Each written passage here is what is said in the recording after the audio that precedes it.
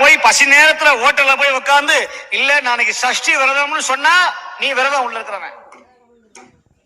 நல்ல சுட சுட மெதுவடைய போட்டுட்டு இருப்பான். சஷ்டியை நோக்க சரவண பவன் அப்பதான் யோசிப்பான். தெரியாதனமா காப்பு கட்டிட்டு கங்கணம் கட்டிட்டமே, மெதுவட வாசனை மூக்க துளைக்குதே. இன்னொரு 6 நாளைக்கு சில பேர் எண்ணுவான், எப்படா 6 நாள் முடியும், டயத்தை எண்ணுவான். அப்ப எதுக்கு உன்னை விரதம் இருக்க சொன்னா? அப்படி யாராவது விரதம் இருக்க சொன்னாங்களா? யாராவது இருக்க சொல்லலையே உன்ன.